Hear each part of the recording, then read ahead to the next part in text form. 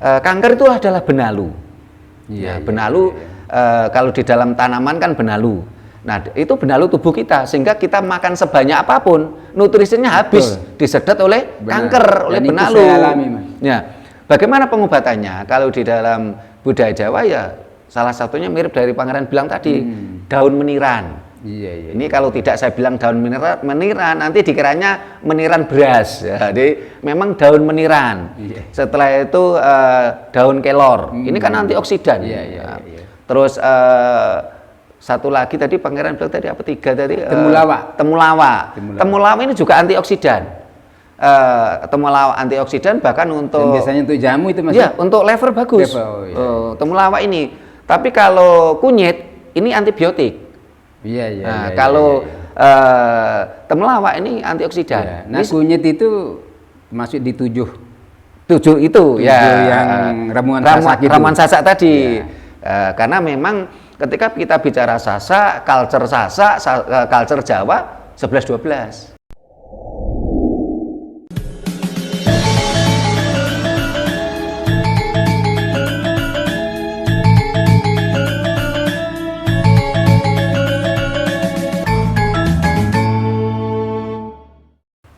Rahayu. Para pemirsa Raket Prasojo TV channel yang kami hormati, kita berjumpa kembali dalam kegiatan Yayasan Raket Prasojo, Lembaga Pengkajian, Pelestarian dan Pengembangan Budaya Nusantara. Nah, para pemirsa, kita kedatangan tamu, yaitu Pangeran Lalu Satria Wangsa dari Kedatuan Pejanggik. Rahayu Pangeran. Rahayu. Nah, mohon maaf Pangeran, kalau di budaya Sasak ini untuk salamnya itu bagaimana Pangeran? Bisa sama juga. Bisa juga sama Rahayu gitu ya. Dan disertai juga dengan salam agama, bisa Assalamualaikum. Bisa. Yang kalau di ranah agama ya, karena lembaga kita adalah lembaga kajian budaya, kita memang tidak memakai salam agama apapun. Kita salam budaya. Nih, saya kalau bicara tentang Sasak ini yang paling hafal kan cuman matur tampi asih. Gitu. Dan itu ternyata setelah kita runut, ini ternyata Nusantara itu banyak kesamaannya. Ya, matur tampi asih itu kan terima kasih. Kalau ke Bali matur suksma, orang Jawa matur nuwun, Madura matur sakalangkung, terus kalau ke Sunda atur nuwun, Batak mau late. Kalau ke timur lagi ke Flores terima kasih. Ke Flores, di Flores ini terima kasih ya, mirip-mirip ini. Nah, para pemirsa, kita ini sudah cukup lama tidak ketemu dengan Pangeran Satria Wangsa ini, karena ya memang tempatnya jauh di Pulau Lombok dan saya di Pulau Jawa. Walaupun kita sering kontak-kontaknya di medsos. Ini kebetulan Pangeran Satria Wangsa ini sedang bertandang ke kita di sanggar kita. Kita juga bersyukur karena 1 tahun yang lalu ketika kita bertandang ke kediamannya Pangeran Satria Wangsa, beliau ini sakit. Sampai jalan pun harus pakai kursi roda. Sekarang segar bugar kembali. Nah, syukur kepada Tuhan. Ini alhamdulillah juga merupakan doa kita bersama, doanya para pemirsa, karena video kita bersama Pangeran Satria Wangsa yang berjudul menelisik jejak leluhur Jawa di Lombok, ini yang nonton ribuan. Begitu. Syukurlah. Yang nonton banyak gitu loh. Banyak yang yang mendoakan Pangeran juga. Nah, ini kita mau bincang-bincang dengan Pangeran Satria Wangsa tentang penyakitnya. Dan ini mudah-mudahan dan saya yakin sangat bermanfaat untuk para pemirsa, yaitu penanganan penyakit kanker dalam tradisi leluhur Nusantara. Ini saya yakin para pemirsa banyak yang bisa mengambil manfaat dari tema ini. Penanganan penyakit kanker dalam tradisi leluhur Nusantara. Karena ternyata penyakit kanker ini juga sudah terdeteksi dulu, sehingga leluhur Nusantara pun juga sudah menyiapkan bagaimana tata cara penanganan kanker dan cara pengobatannya. Nah, ini mau saya minta Pangeran ini istilahnya testimoni atau bercerita bagaimana ceritanya atau Pangeran ini kena penyakit kanker, jenisnya bagaimana dan penanganannya bagaimana. Baik, Rahayu, pada sahabat-sahabat yang berkesempatan menyaksikan video ini, pertama, kedua, terima kasih pada Kanjeng Pangeran Haryo ya. Oh, kalau saya Kanjeng Raden Aryo Tumenggung. Kanjeng Raden Aryo Tumenggung Sutrimo Rekso Budoyo. Beliau ini sahabat saya sudah lama, dan sebenarnya saya kesini ini bukan tamu. Di sini ini seperti saya pulang. Karena biasanya kalau saya ke Malang sudah pasti nginap di sini. Pasti nginap di sini. Nah, kebetulan karena anak kuliah di sekarang sini. Kuliah di sini, ya kita nginap sekali di kos-kosannya anak lagi gitu. Nah, jadi benar apa yang dikatakan oleh Mas Sutrimo bahwa 1 tahun lebih belakangan ini saya memang menderita sakit. Jadi saya ingat dulu sekitar Februari Maret ketika beliau mampir di rumah di Mataram Lombok, itu saya sudah mulai sakit, kesulitan jalan, kesulitan napas. Tapi waktu itu belum terdeteksi. Kalau itu kanker. Sehingga mungkin juga awalnya diagnosa medis itu saraf kejepit. Karena memang gejalanya di kaki. Kaki.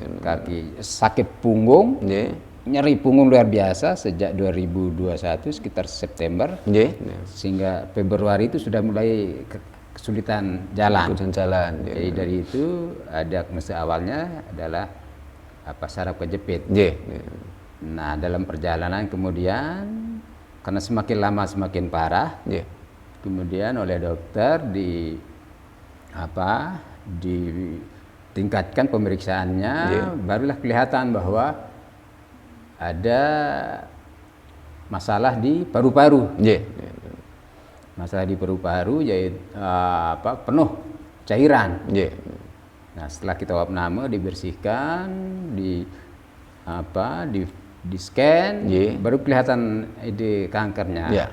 Dan memang butuh proses lama untuk menentukan jenis kanker kanker tadi. Jadi sangat teliti dokter kita. Maka itu kita salut. Terima kasih ini kepada dokter. Nah, jadi baru setelah proses beberapa kali lab, baru jelas karena pertama ada tumor. Dan ditingkatkan tumor ini jenis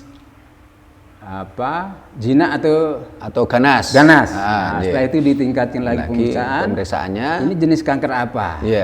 Baru kelihatan bahwa ini jenis kanker getah bening. Kanker getah bening. Nah, setelah terdeteksi getah bening, ditentukan lagi. Rupanya mungkin getah bening ini ada varian-variannya. Itu lagi di lab, sehingga butuh waktu lama untuk menentukan sehingga tepat penanganan penanganan medisnya. Nah, dari itu memang kalau kankernya sendiri tidak terasa, tidak ada sakit, sehingga kita tidak tahu bahwa itu sebenarnya ada di tubuh kita. Kanker ada dalam tubuhnya Pangeran, makanya ketikan itu sudah besar sekali. Tapi tidak ada rasa sakit, cuma efeknya kita rasakan. Jadi saya waktu itu ini sudah lumpuh, berat badan kurus sekali itu karena kayak tulang belulang karena kanker kan nyedot nutrisi menjadi benalu dalam tubuh kita. Kanker tadi sehingga dulu saya tidak bisa jalan dan tubuh ini kayak tulang belulang sudah kurus sekali. Walaupun makannya banyak ya Pangeran. Makanan banyak, makan banyak normal, tapi tubuh tetap kurus kering karena memang banyak nutrisi itu disedot oleh kanker, oleh benalu dalam tubuh kita. Makanya awalnya kan kita heran sebelum terdeteksi itu. Jadi dari sana saya mulai menyadari bahwa kemungkinan dulu kanker ini sudah ada zaman-zaman dulu, tapi oleh masyarakat kita dianggap penyakit apa istilahnya, penyakit lain gitu kan, karena tidak terdeteksi. Sehingga orang mungkin dalam tradisi kita ada penyakit berat dengan istilah-istilah yang berbeda. Oh, pantas dulu ini dianggap penyakit apa, kadang-kadang penyakit mistik dianggap kan. Kalau dalam sejarah leluhur kita itu kanker sudah ada, tapi namanya bukan kanker. Nah itu dia makanya. Sehingga dalam cerita Majapahit itu dokter bedah, dokter bedah kanker ya. Itu yang terkenal tuh namanya kan Ratanca. Ya, sehingga pada waktu itu Prabu Jayanegara ini kan kena kanker. Nah, kena Prabu Jayanegara itu kena kanker. Kena kanker. Iya. Beliau itu kena kanker dan harus dibedah. Iya. Nah, waktu itu dokter bedah yang terkenal, tabib bedah terkenal, ini adalah Ratanca.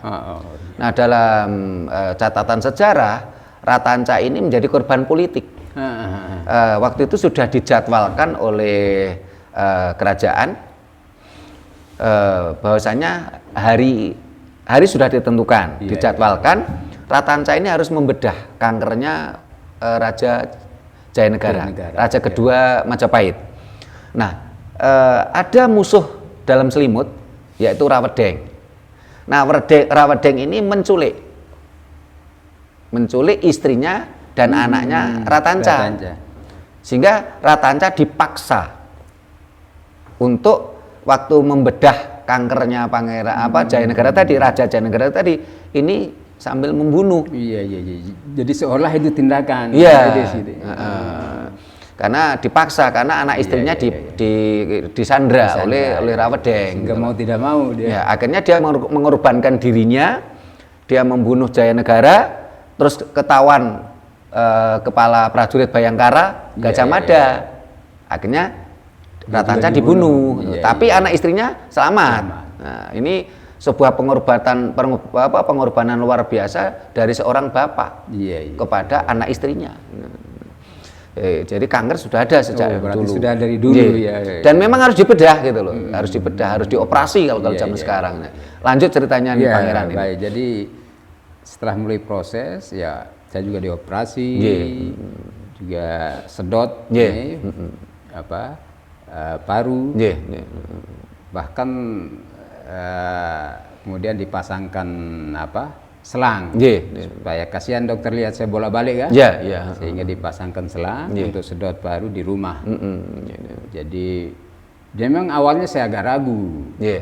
Jadi setelah keruan itu, jadi dokter sudah menyarankan untuk kemoterapi. Jadi awalnya saya agak ragu karena mendengar cerita banyak orang kemoterapi banyak yang gagal. Sangat. Tapi memang ternyata memang karena memang saya juga ketemu dengan penderita, menceritakan nanti bukan isapan jempol bukan sekedar kabar burung, kabar angin, tapi memang ada yang merasakan, ada yang mengalami. Tapi rupanya beda-beda orang beda. Kalau rumor yang banyak itu kan kemoterapi cenderung gagal. Saya punya kenalan berapa orang, sekitar 5 orang yang kemoterapi semuanya meninggal. Nah itu termasuk dulu yang satu kamar saya juga ada. Satu kamar gagal juga. Gagal, meninggal akhirnya. Kemoterapi gagal, dia meninggal. Lah ini apa rahasianya Pangeran ini kok tetap segar bugar sampai sekarang ini? Alhamdulillah mungkin ini berguna untuk para pemirsa nih Pangeran ini. Jadi memang istilah kami keluarga itu memaksimalkan ikhtiar. Memaksimalkan ikhtiar. Jadi apa istilahnya, sebelum kemo memang saya menunda kemo itu sampai berapa bulan. Jadi saya dulu dengan herbal. Wah hebat itu. Ini memang tradisi leluhur Nusantara. Itu dia. Jadi ada beberapa herbal yang saya amalkan. Yang dikonsumsi. Pertama itu ada sejenis tanaman yang memang di Indonesia kalau saya ini hanya ada 2 tempatnya bisa ditanam. Di Jawa di gunung kalau di Lombok itu di Sembalun. Itu di Punggurinjani, memang tempat sangat dingin. Nah, jadi itu dibuat menjadi teh, kering teh. Jadi itu yang kita minum sebagai Ya, kalau itu pertama. Yang terus Kedua, herbal berbentuk produk, tapi itu pabrikan, tapi dari bahan alami. Dari bahan alami, herbal juga. Herbal juga, itu madu yang dicampur dengan bahan-bahan alami, semacam daun meniran, daun kelor, temulawak. Wah, itu tanaman Nusantara itu. Nusantara. Nah, istilahnya endemik ya. Ya, kalau yang jadi itu dicampur, itu yang kemudian itu yang minum. Itu pabrikan. Yang ketiga jadi ramuan khas Sasak. Oh, khas Sasak. Itu namanya songgak kalau di sana. Songgak, itu songgak. Jadi semacam jamu ramuan. Yang memang khusus diresepkan sama memang ahli tiap orang beda-beda. Dianu dulu oleh beli itu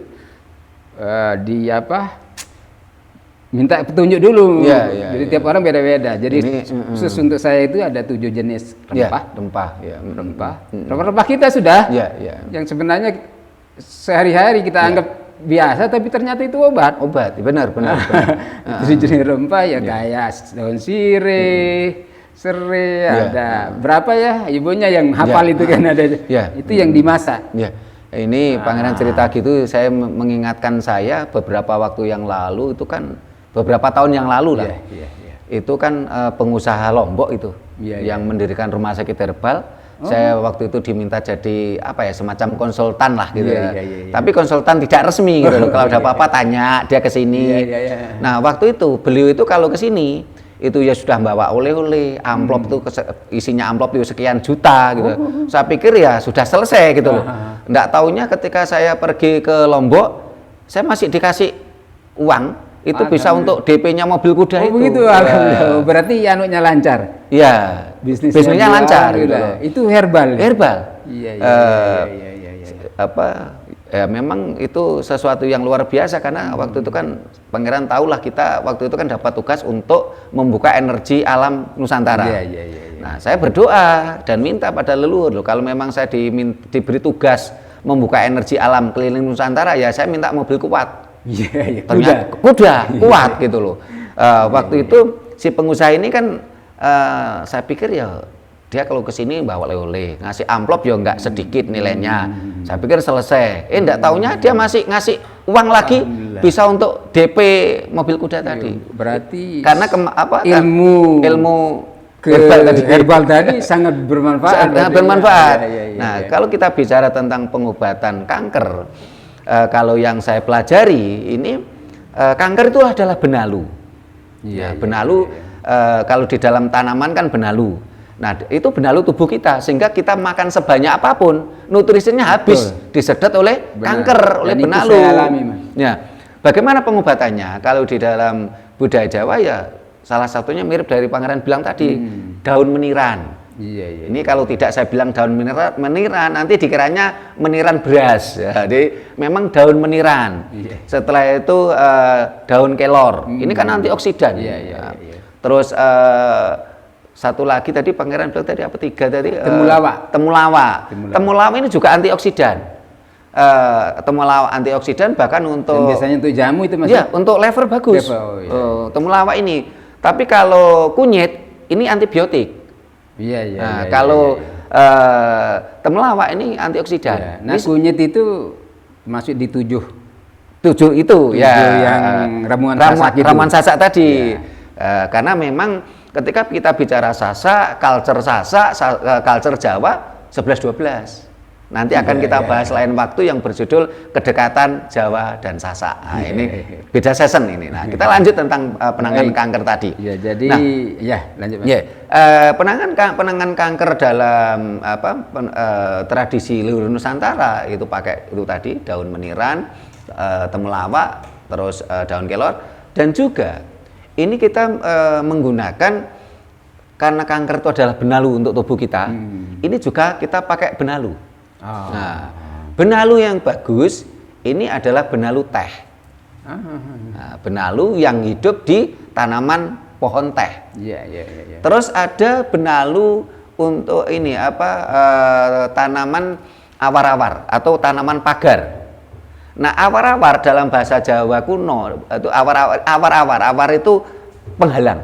Tirai, awar-awar itu. Iya. Sehingga ini memang untuk penghalang supaya orang tidak begitu mudah masuk rumah kita. Nah, kalau benalunya awar-awar, benalunya pagar, yaitu memang untuk memagari tubuh kita dari penyakit. Terutama kanker tadi. Nah, terus bisa juga memakai benalunya mangga. Tapi memang yang selama ini dinilai cukup bagus itu memang benalunya teh, benalunya pagar, dan benalunya pohon mangga. Tetapi memang benar yang Pangeran sampaikan tadi, setiap orang dengan segala kondisi yang berbeda, ini ramunya juga berbeda. Ya, betul. Sehingga kalau selama ini mohon maaf ada orang konsultasi ke saya minta pengobatan, itu biasanya penyakitnya sama, kadang-kadang arahan saya berbeda karena sesuai dengan kondisinya masing-masing. Nah, ini lanjut nih Pangeran. Baik. Jadi itu yang saya amalkan sebelum kanker. Jadi ada yang memang kita beli. Tadi 2 yang produk sembalun, herbal itu memang sudah dikemas. Kayak teh celup itu tinggal kita celupin. Kemudian yang pabrikan di Jawa, dari Jawa, madu yang dicampur dengan beberapa itu. Kemudian yang kita racik sendiri. Tapi itu diresepkan oleh ahlinya tentunya.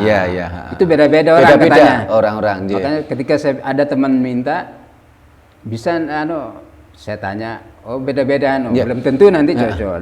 Itu kita racik sendiri. Karena kondisi orang berbeda. Racik sendiri dengan cara dimasak bersama itu bahan-bahan itu untuk 2 hari. 2 hari. Diminum 2 kali sehari. Nah, besok 3 hari ketiga buat lagi. Nah, jadi enggak repot, cuma direbus. Rebus sudah. Memang kalau kita 3 gelas menjadi segelas. Itu yang kita. Kalau kita bicara tentang herbal, ini kan memang tidak untuk jangka panjang. Betul. Kalau untuk jangka panjang tentu tidak herbal karena ada pengawetnya. Mungkin itu. Kalau kita bicara madu yang di Jawa itu seringkali direkom untuk pengobatan termasuk kanker. Ini adalah madu klanceng yang tawonnya ini hidupnya di antara batu. Sehingga orang kalau mau ngambil madu ini harus pecah batu. Iya. Nah, pecah batu, dan ini memang madunya mahal karena untuk pecah batunya aja butuh tenaga tersendiri, keahlian tersendiri. Dan juga madunya ini tidak manis. Madunya itu manis agak-agak pahit. Iya. Jadi bukan seperti madu tapi tidak manis. Benar Mas, saya lupa tadi madu juga, madu lokal. Saya lupa nanya madu. Memang banyak di jenis madu kan banyak. Yang madu yang agak pahit-pahit gitu. Kalau yang ini bukan pahit. Enggak pahit. Agak kecut sedikit. Saya lupa madu Trigona kalau nggak salah. Di beberapa kawan dan dia budidaya itu, jadi saya pesan juga di sana. Kalau yang madu untuk kanker itu yang di Jawa sering digunakan itu adalah madu yang pahit, madu klanceng, tawonnya hidup di antara bebatuan, bahkan kadang-kadang dia di dalam batu, terus madunya memang agak pahit. Ini memang bisa kita bayangkan ya kalau batu hitam yang kerasnya kayak itu aja bisa digerowongi sama lebah klanceng ini bukan lebah biasa. Tentunya ini menggambarkan tubuh kita yang di dalam tubuh kita ada kankernya yang digerogoti, yang mengambil nutrisi dalam tubuh kita. Ini penanganannya dengan madu itu. Dan memang madunya agak lebih mahal daripada madu biasa. Pasti karena cara mendapatkan. Jadi mungkin saya lanjut sedikit. Silakan. Jadi itu sebelum kemo mungkin 2 bulan atau berapa lebih kayaknya saya persiapkan dulu dengan itu herbal tadi ya. Dan selama kemo juga tetap pakai herbal dikonsumsi. Jadi untuk melengkapi. Jadi memang yang paling utama itu memang medis ya. Dengan obat-obat, dengan kemoterapi tentunya kalau kanker. Kedua dengan herbal itu sangat membantu. Sangat membantu. Yang saya rasakan sehingga akhirnya yang efek yang saya rasakan ketika kemo itu tidak seperti yang dialami oleh kawan-kawan yang lain gitu loh. Kawan yang lain kan merasa kesakitan, sakit, mual muntah berhari-hari. Alhamdulillah saya tidak mengalami. Itu mungkin itu ya. Dan tapi memang kita memang tawar. Saraf perasa. Saraf perasanya tawar. Jadi menjadi tidak merasakan apa-apa gitu.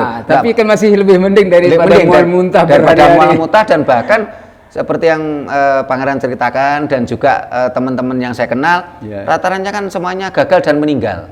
Memang ada. Nah, sementara Pangeran tetap segar bukan sampai sekarang. Ini kan bisa ditiru oleh pemirsa ini. Jadi bagaimana kita berkat apa istilahnya penanganan penyakit kanker dalam tradisi leluhur Nusantara kita. Jadi itu berkat rahmat Tuhan dan ikhtiar kita. Selain saya memaksimalkan ikhtiar dengan medis. Kedua tadi dengan herbal. Ketiga dengan spiritual lah ya. Jadi doa-doa dari sahabat, keluarga, terutama doa dari keluarga. Istri, anak-anak. Keempat, dukungan keluarga ini sangat. Jadi dukungan keluarga ini sangat karena itu memotivasi kita, psikis kita. Karena psikis juga ini sangat berpengaruh terhadap kesehatan kita. Jadi kita dianjurkan supaya good mood. Karena untuk selalu moodnya itu selalu bagus, selalu bagus. Kalau bad mood jalan dia.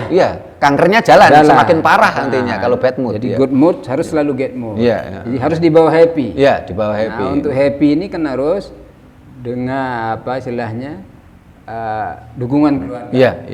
Dukungan sahabat, kunjungan sahabat itu sangat menentukan kita kan.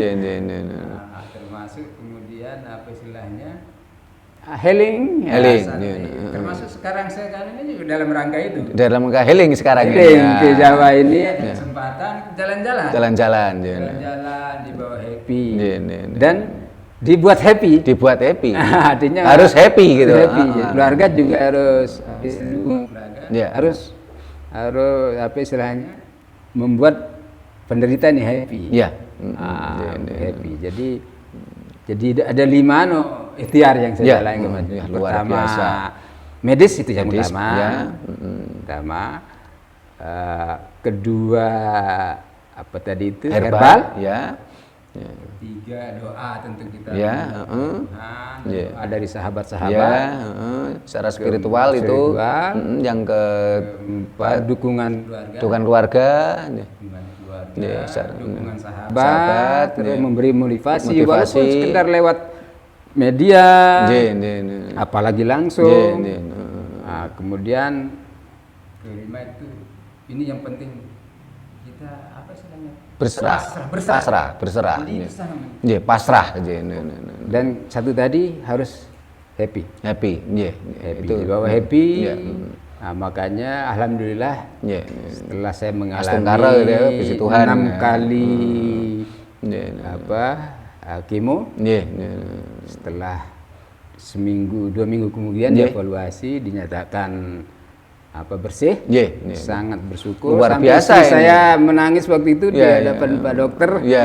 Lihat hasil itu. Kemo 6 kali selesai bersih, sementara yang lainnya harus ada yang mengulang, bahkan ada yang gagal sampai meninggal memang mungkin lain-lain lain orang rahmat tapi tentu ini tidak berakhir ikhtiar itu. Karena memang kemungkinan untuk muncul kan tetap ada. Tetap ada untuk itu. Disuruh jaga pola makan.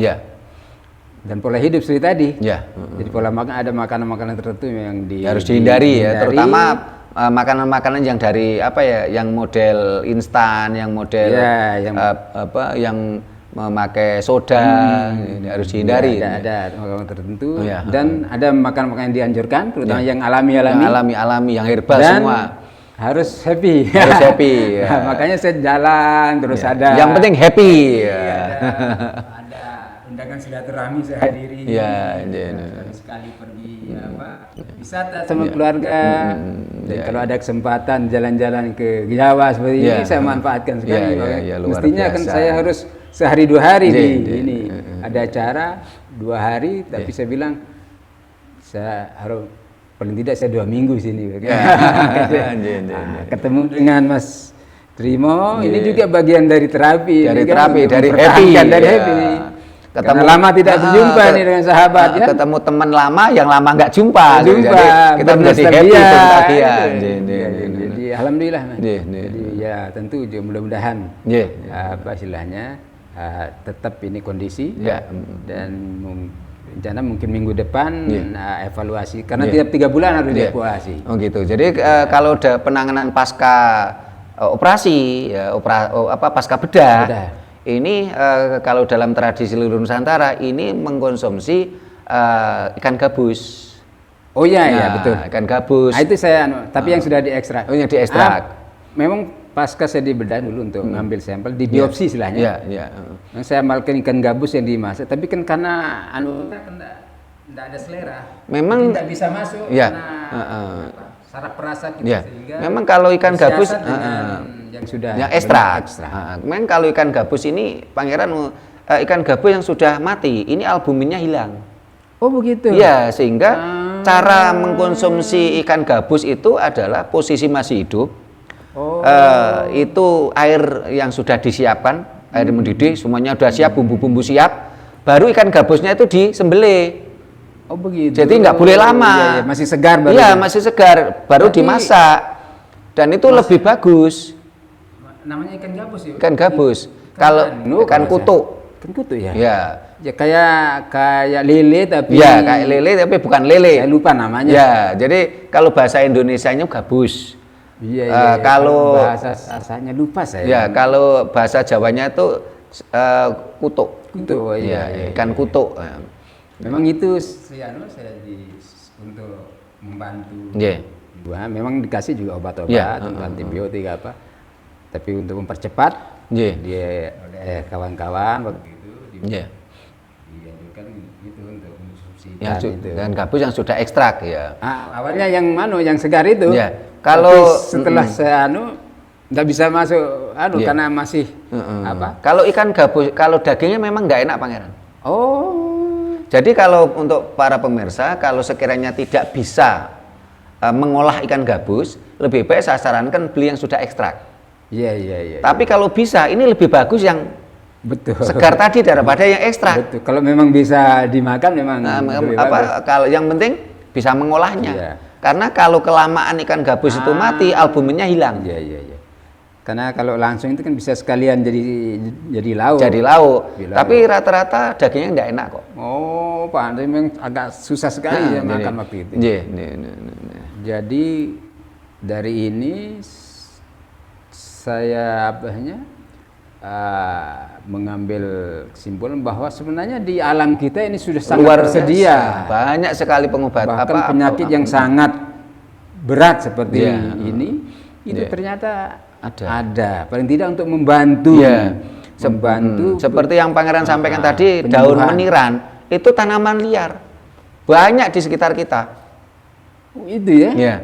Saya kalau dimintai tolong orang berobat, pengobatan jarak entah itu rata-rata jarak jauh ya. Ini biasanya saya menyarankan dengan tanaman-tanaman yang mudah didapat. Iya. Jadi bukan sesuatu yang sulit gitu loh. Betul. Ya itu aja yang songga yang 7 itu mudah sekali. Mudah sekali didapat. Banyak sekali. Termasuk di pasar tinggal kita beli aja.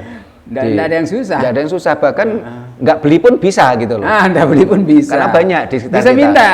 Tetangga itu tetangga banyak yang punya gitu loh. Sirih, itu tanaman liar semua itu ada gitu loh. Nah ini luar biasa. Jadi penanganan penyakit kanker dalam tradisi leluhur Nusantara itu sudah lama. Dan itu memang kalau yang tercatat ini ya mulai Majapahit. Itu sudah ada penyakit itu dan penanganannya sudah ada. Tapi pas Majapahit. Kalau sebelum Majapahit ini saya belum menemukan literasi. Apakah pada masa Singasari, masa Kahuripan, masa Daha, Kahuripan, masa Medang Kamulan ini sudah ada atau belum? Saya belum baca literasi. Tapi kalau sudah pasti Majapahit sudah ada.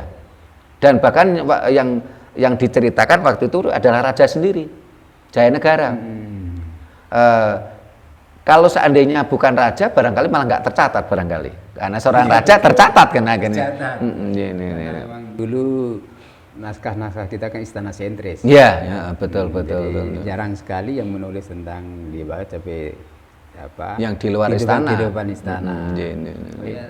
Satu lagi tadi mungkin karena kan saya selama sakit itu lumpuh kan. Bahkan harus hampir sebulan itu lumpuh total. Sebulan itu lumpuh total. Tidak bisa bergerak. Jadi makan, minum, terus maaf ya buang air kecil, air besar itu tempat tidur. Di tempat tidur. Nah di sana betul-betul butuh dukungan keluarga. Dan kedua terapi. Jadi pijit. Diterapi. Jadi kita datangkan pijit akupresur. Ada banyak pijitan lah. Ada juga yang tadi. Minyak memang sarapnya tadi. Minyak tradisional juga kita rapus istilahnya kan. Dirapus, dibantu dengan obat-obat tadi medis itu kan. Medis dan herbal tadi. Sehingga alhamdulillah. Kan segar bugar kembali ini. Mudah-mudahan setelah itu terus membaik ini. Saya sendiri juga tidak menyangka bisa jalan walaupun memang belum normal betul, tapi saya sudah bisa jalan tanpa tongkat kecuali naik tangga. Bahkan ini tadi Pangeran Satria Wangsa ini dari tempat kos putranya di Merjosari ke sini naik motor sendiri. Padahal Merjosari ke sini itu kurang lebih barangkali sekitar 20 kilo kalau nggak salah dari Merjosari ke sini ini. Sebenarnya dekat, cuman karena kota itu kan banyak jalan yang searah ya, jadi harus muter-muter ya, kurang lebih sekitar 20-an kilo lah. Kalau di rumah saya sudah bisa nyetir. Udah nyetir. Karena itu juga bagian dari, kan harus digerak. Bergerak. Iya, kaki harus bergerak. Nah, itu kan nginjak rem, nginjak pedal. Nginjak gas ya. Ini juga bagian termasuk dari terapi itu. Jadi memang anjuran dari terapisnya. Ini harus terus bergerak. Karena kalau terlalu lama, ini juga berpengaruh. Nanti bisa malah kaku kalau nggak dibiasakan. Termasuk nyetir itu juga. Luar biasa ini. Wah, ini perlu disyukuri sekali ini sekarang. Mudah-mudahan semakin membaik, semakin sehat dan terus berkiprah untuk Nusantara. Mudah-mudahan. Jadi apa istilahnya? Saya sendiri juga dan banyak orang yang tidak menyangka bahwa terutama saya bisa cepat jalan karena memang banyak orang yang lumpuh itu sampai tahunan baru sembuh. Bahkan ada yang tidak bisa sembuh ini lumpuhnya kan. Ini lumpuh cuma 1 bulan ini ya yang total nggak bisa jalan. Tapi kalau dari lumpuh yang sulit jalan sekitar setahun. 1 tahun. Tapi setelah itu alhamdulillah. Tapi memang butuh juga apa istilahnya, harus berani mencoba. Harus berani memang. Memang kesembuhan diri kita itu dari diri kita, dari dalam. Itu semangat itu harus kuat. Semangat dan motivasi diri. Tapi jadi motivasi diri, motivasi lingkungan, keluarga, motivasi teman, sahabat karib. Jadi motivasi itu dibangun pertama dari dalam. Kedua dibangun oleh keluarga. Terus yang ketiga dari sahabat, kerabat, keluarga yang lain. Luar biasa. Dengan motivasi. Termasuk lewat media sosial kan setiap saya teman-teman mendoakan. Pernah beberapa kali saya kan Pangeran istilahnya postingan di Facebook sedang berobat. Saya selalu komentar gini. Pasti sembuh. Itu bagian dari dukungan. Saya komentarnya pasti sembuh. Begitu ternyata, juga teman-teman yang lain. Ternyata benar pasti sembuh. Teman-teman yang lain di desa juga. Maka terima kasih banyak ini semua. Mendoakan, memberikan motivasi itu sangat sangat membentuk motivasi diri ya, semangat luar biasa. Apalagi yang sempat berkunjung kayak Madul kan sempat mengunjungi saya kan. Itu juga sangat motivasi kita. Jadi selama proses itu memang banyak hal yang minimal 5 tadi. Ya. Ikhtiar. Yeah. Ikhtiar. Dan itu dari tadi motivasi diri. Karena kalau kita tidak berani, sakitnya Mas, kita ini melatih ini. Kan gini Pangeran, banyak orang sakit itu sahabat itu memberi motivasi. Sahabat memberi motivasi, keluarga memberi motivasi, tetapi seringkali dirinya sendiri ini tidak punya semangat, tidak bisa memotivasi, akhirnya ya tetap drop. Gitu loh. Sangat itu paling penting. Motivasi dalam diri bahkan sendiri. Bahkan obat sehebat apapun, itu tanpa dibarengi oleh motivasi diri sendiri itu tidak akan banyak berguna. Iya, benar-benar berguna. Makanya itu, dan itu tadi apa? Berserah. Motivasi dan berserah. Tuhan ya. Nggak boleh ngongso-ngongso. Karena kita ini ya belajar dari para ulama, dari para belayan. Kita ini punya Tuhan, ya serahkan diri kepada Tuhan. Mau diapain, kita kan beliau yang punya, kan begitu. Terima kasih Pangeran, luar biasa kita berbagi ini. Saya yakin ini sangat bermanfaat untuk para pemirsa semua ini. Nah, ini sebelum kita tutup nih Pangeran. Sebelum tutup, saya ingin berterima kasih pada semua pihak, pada keluarga, sahabat, pada ahli-ahli yang membantu penyembuhan saya, termasuk keluarga besar rumah sakit, di rumah sakit Islam Siti Hajar, rumah sakit kota, rumah sakit provinsi di NTB, perawat, dokter-dokternya yang sangat luar biasa telah membantu proses ikhtiar. Saya mengucapkan terima kasih yang sebesar-besarnya. Terima kasih Pangeran Lalu Satria Wangsa dari Kedatuan Pejangge. Nah, para pemirsa, demikian tadi obrolan kita dengan Pangeran Lalu Satria Wangsa dari Kedatuan Pejangge mengenai penanganan penyakit kanker dalam tradisi leluhur Nusantara. Beliau banyak memberikan testimoni, bercerita tentang pengalaman pribadinya, dan saya yakin ini bermanfaat untuk seluruh para pemirsa, entah itu untuk dirinya maupun untuk keluarganya yang mengalami sakit yang hampir sama. Mudah-mudahan semua akan menjadikan lebih baik. Para pemirsa yang sakit juga bisa cepat sembuh, Pangeran juga semakin sehat, semakin baik, bisa berkiprah untuk Nusantara. Dan bila mana ada kata-kata kami yang kurang berkenan, tata krama kami yang kurang memadai, kami mohon maaf. Terima kasih, sampai jumpa di lain kegiatan. Rahayu.